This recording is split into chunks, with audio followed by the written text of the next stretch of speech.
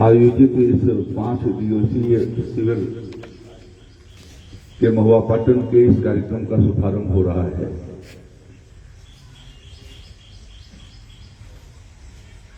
आज 17 तारीख से लेकर के 21 जून तक ये कार्यक्रम चलेगा। योग कोई भारत के लिए नई चीज नहीं है। वैदिक काल से हमारे ऋषि और मुनियों ने योग के माध्यम से शरीर मन बुद्धि को एकात्म करते हुए और उन्होंने मोक्ष के रास्ते को मोक्ष प्राप्त करने की दिशा में सफलता प्राप्त की थी। तब एलोपैथिक दवाएं नहीं थी, ना होम्योपैथिक दवाएं थी। दो ही इलाज का माध्यम था, एक योग था और दूसरा आयुर्वेद की वनौषधियां थी जो वनों में प्राप्त होती थी। और इसलिए उस समय योग सामान्य जीवन के भीतर प्रचलित था और उसको हिंदू संस्कृति के साथ साथ, हिंदू धर्म के साथ साथ बौद्ध और जैन और इस्लाम धर्मावलंबियों ने भी अपने जीवन के भीतर उसको उतारने का उस समय प्रयास किया था। और यही कारण है कि यहां से, भारत से यह योग निकलते हुए जहां जहां भी हमारे हिंदुस्तान से लोग गए, तिब्बत गए, चीन गए, जापान गए, कोरिया गए, लंका गए, तो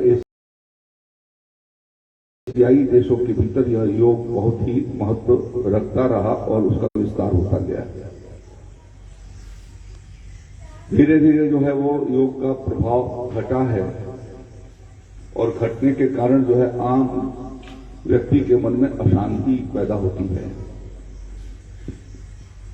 गीता में भी भगवान श्री कृष्ण ने अनेक योगों का चर्चा किया, कर्म योग का, राजयोग का, भक्ति योग का, शांति योग का, विभिन्न योगों के ऊपर उन्होंने चर्चा की। और वो सारे योग एक तरीके से आसन और साधना है जिनके माध्यम से आदमी अपने जीवन के भीतर अपने सफलता प्राप्त करता है। आज के इस हालात में अनेक प्रकार के तनाव लोगों के मन के भीतर होता है और तनाव जैसे बीमारी से भी ग्रस्त होकर के हजारों लोग प्रति साल आत्महत्या कर लेते हैं। यह योग इस प्रकार का एक माध्यम है जिसके माध्यम से हम जो है वो मन के तनाव को दूर कर सकते हैं और शरीर और मन को एकाग्र करने के बाद बुद्धि भी जो है वो सामान्य ढंग से बेहतर और तीव्र गति से काम करना शुरू कर देती है। और इसलिए आज हमारे दिनचर्या में योग शामिल हो जाए, यह एक हमारे जीवन को एक श्रेष्ठ बनाए जाने की दिशा में प्रयास करेगा। हम स्वस्थ भी रहेंगे, एकाग्र भी रहेंगे और एकाग्र रहेंगे तो बुद्धि की प्रखरता भी रहेगी और बुद्धि के प्रखरता के कारण हमारा जीवन ज्यादा कामयाबी को हासिल कर सकता है। योग के इस महत्ता को देखते हुए, इसके प्रभाव को देखते हुए 2014 में संयुक्त राष्ट्र संघ ने, मुझे लगता है वो 14 दिसंबर या 14 नवंबर की तारीख थी जब उन्होंने ये कहा कि 23 जून 2014 से पूरे दुनिया के भीतर अंतर्राष्ट्रीय योग दिवस के रूप में मनाया जाएगा। और इसके लिए भारत में अपना प्रस्ताव माननीय प्रधानमंत्री नरेंद्र मोदी ने भेजा था। 21 जून को मनाया जाएगा और उस 21 जून को समस्त दुनिया में पिछले वर्षों में लगभग 170-72 देशों ने एक साथ एक समय, और योग का मतलब यही है कि जोड़ना शरीर को, मन को और बुद्धि को। जब शरीर स्वस्थ रहेगा, ठीक रहेगा, एकाग्रता की ओर जाएगा तो बुद्धि, मन भी एकाग्रता की ओर जाता है, चित्त भी उससे एकाग्रता की जाता है। तो वह एकाग्रता को, सामंजस्य को स्थापित करना, तो एक समय, एक तारीख को पूरे दुनिया ने 2 घंटे योग करके और अंतर्राष्ट्रीय योग दिवस 2014 में प्रारंभ किया और वो निरंतर चल रहा है।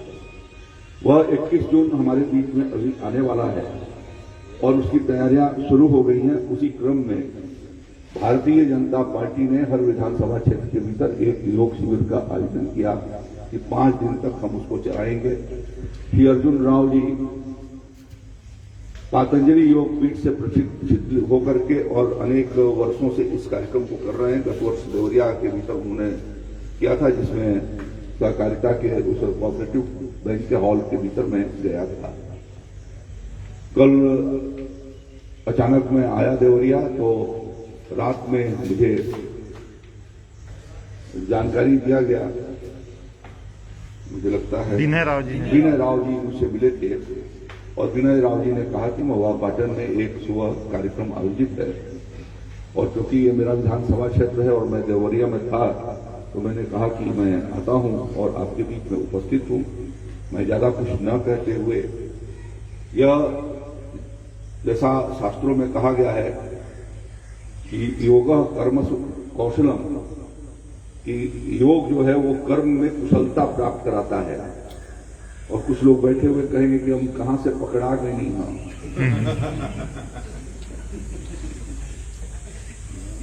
तो यदि ये विचार होगा तो कभी भी वो कुशलता प्राप्त नहीं कर सकता है। सकारात्मक विचार, जो मैंने बताया कि मानसिक तनाव से बहुत सारे लोग त्रस्त हैं और अच्छे अच्छे परिवारों के लोग त्रस्त हैं। बड़े बड़े पूंजीपति से लेकर के चिकित्सक तक तनाव के कारण जो है वो आत्महत्या कर लिया करते हैं और कभी आदमी सोचता नहीं कि ये व्यक्ति भी आत्महत्या कर सकता है। तो सब कुछ होते हुए भी मानसिक तनाव की वजह से आदमी जो त्रस्त हो जाता है।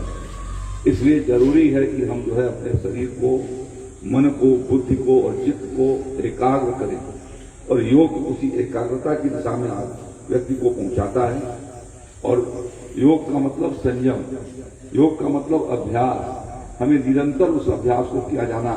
यदि हम उस अभ्यास को करेंगे और भोजन पर भी संयम स्थापित करेंगे, क्योंकि सभी समस्याओं का कारक ये पानी और भोजन है।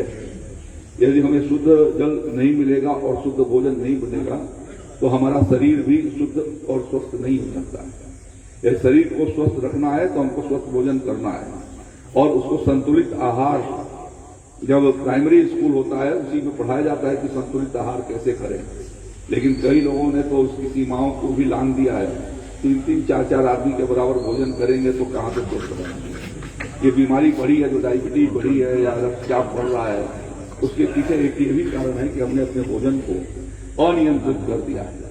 लेकिन रक्तचाप को, डायबिटीज को, ऐसे तमाम बीमारियों को, और अभी जैसे इस समय कोविड-19 के दौर से हम गुजर रहे हैं, तो उसमें भी जो लंग्स प्रभावित हुआ, जिन लोगों ने योग किया हुआ है और जिनके भीतर प्रतिदिन अभ्यास के माध्यम से ऑक्सीजन को अपने शरीर से बाहर करते हैं और कार्बन डाइऑक्साइड को बाहर करते हैं और ऑक्सीजन को अंदर करते हैं, तो वह योग के माध्यम से जो अभी अनुलोम विलोम कराया जाएगा, तो अनुलोम विलोम जो है एक को निकालना, तो बाहर जो निकल, अंदर जब ऑक्सीजन जाता है तो जो स्पेस कार्बन डाइऑक्साइड लिए रहता है लंग्स के भीतर, शरीर के भीतर, वो बाहर की ओर निकलता है और ऑक्सीजन भीतर की ओर जाता है। तो जो ऑक्सीजन हम जाकर के अस्पतालों में लगवा रहे हैं कृत्रिम ऑक्सीजन को, तो हमें जरूरत इस बात की है कि हम जो है वो यदि अभ्यास इस बात को किए तो हम इस बीमारी को भी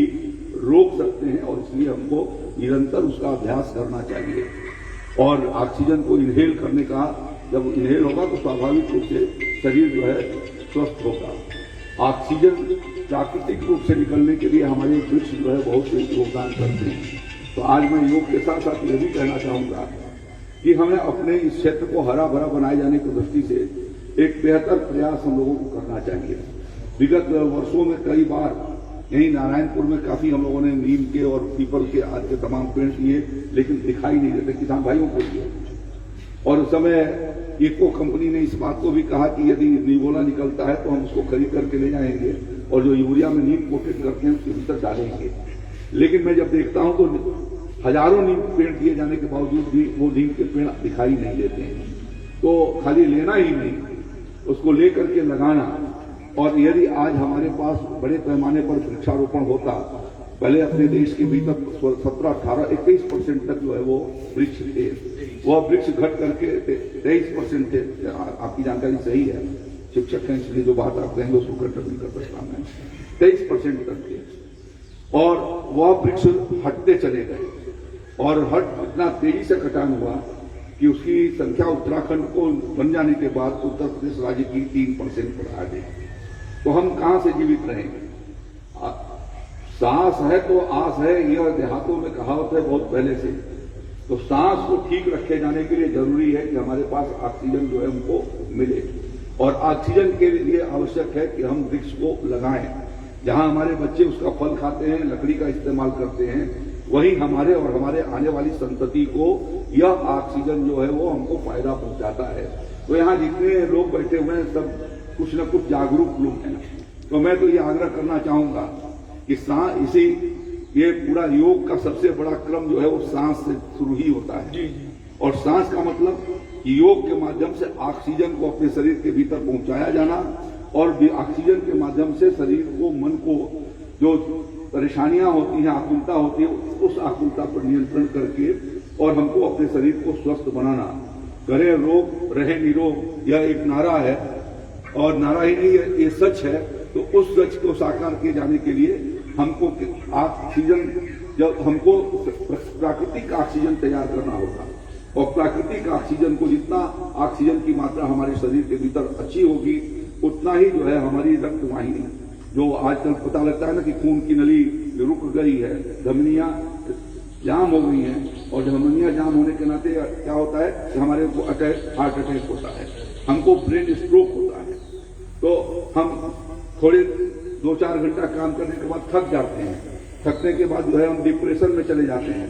12-12, 18-18 घंटे तक सोने का हमारा मन करता है। तो उसको यदि नियंत्रित किया जाना है तो उसके लिए योग और ऑक्सीजन को पैदा किया जाना। ऑक्सीजन को पैदा किए जाने के लिए अब मौसम आ गया है बरसात का, तो बृहद वृक्षारोपण 21 जून को योग करने के साथ साथ हम वृक्षारोपण की ओर भी तेजी से आगे बढ़े। यह मेरा आप सबसे अनुरोध होगा।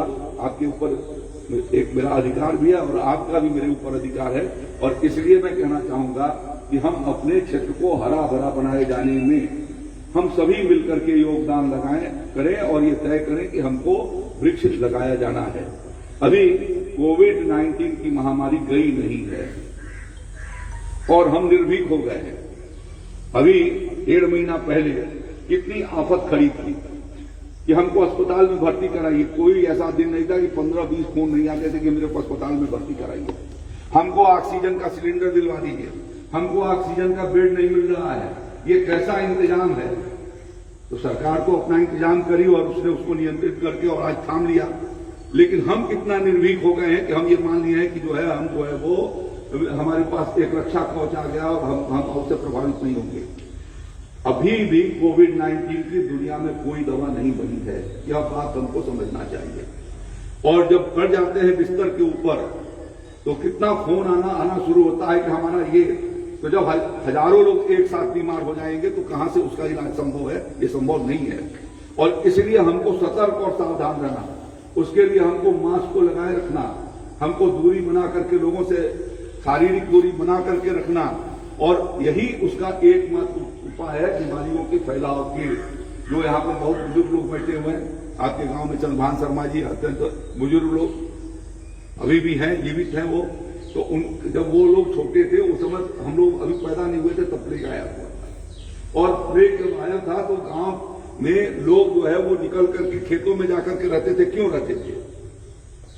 आज तो कह दिया जाता है मोदी ने यह कर दिया, अफवाह पैदा कर दिया कि कोरोना हो गया। तो अमेरिका में मोदी ने क्या कर दिया, चीन में मोदी ने क्या कर दिया, आज इंग्लैंड के भीतर मोदी ने क्या किया। तो इस तरीके के जो लोग बेवकूफ किस्म के होते हैं वो कुछ न कुछ दुष्प्रचार करने का काम करते हैं। तो वो दुष्प्रचारित करने का काम करते हैं कि मोदी जी का जो है वो तमाशा है। ऐसा कहने वाले भी बहुत सारे राजनीतिक दल के लोग हैं जो पहले ये कहते थे कोरोना है ही नहीं है। जब टीका आया तो कहे मोदी का टीका हम लगवाएंगे नहीं। अब कहते हैं कि नहीं मोदी का टीका अभी ये टीका बहुत कम जा रहा है, इसको और बढ़ाइए। तो जिनके मन पर एकाग्रता नहीं है वो नाना प्रकार के दुष्प्रचार किया करते हैं। इसलिए एक देश के जागरूक नागरिक होने के नाते हमको ये समझना चाहिए कि अभी मस्तिष्क ज्वर जब हम लोग आए थे पढ़ करके 1977 के आसपास में मस्तिष्क ज्वर इस पूर्वांचल और बिहार के पश्चिमी बिहार के भीतर आया था और हजारों लोग उससे प्रभावित हुए थे। 75-77 से लेकर के और 2017 तक मेडिकल कॉलेज में हर साल 4 से 5 हजार मरीज जाते थे। देवरिया कुशीनगर के अस्पताल भरे रहते थे मस्तिष्क ज्वर और जापानी इंसेफेलाइटिस से। और 77 से और उसको ठीक किए जाने में 50 साल लगे। तो यह हम ये भूल जाएंगे कि कोविड-19 अभी तुरंत चल गया, बिजली का स्विच ऑफ कर दिए और ऑफ हो गया, तो वो बात सही नहीं है। हमको सावधानी बरतना, जो ठीक है अभी लहर उससे कम हुई है और तीसरी लहर आने की आशंकाएं व्यक्त की जा रही है। अक्टूबर-नवंबर में आने की संभावनाएं हैं और उसके बाद ये नहीं तीसरी लहर खत्म हो जाएगी, चौथी पांचवी भी आ सकती है। तो इसलिए हमको सावधानी बरत करके हम रहें कि अपने हाथों को साफ करें, हम मास्क लगा करके रहें, हम सट करके नहीं रहें और बड़े बड़े त्योहार और कार्यक्रम हम न करें कि नहीं अब हो गया है तो हम 1000 को। अभी कल हमसे एक सज्जन मिले थे, माननीय विधायक हैं, उन्होंने कहा कि हम 2-2.5 हजार लोगों का कर लेंगे, नहीं तो 8-10 हजार का होता, तो 2-2.5 हजार का करेंगे तो 200-400 को अस्पताल की ओर भेज देंगे। तो इसलिए इस बात को सावधानी बरतते हुए हमको ये काम करना है, यही प्रार्थना करते हुए मैंने टाइम ज्यादा ले लिया, लेकिन सभी जवान थे इसलिए मैंने सोचा कि आपको जो है आप इसमें सहयोग कर सकते हैं और आपका यह सहयोग देश का सहयोग है और देश के आम नागरिक के जीवन के स्वास्थ्य और सुरक्षा में आपका बड़ा सहयोग होगा। इसीलिए मैंने आपसे ये विनती की है, मुझे आने का अवसर दिया, इसके लिए धन्यवाद।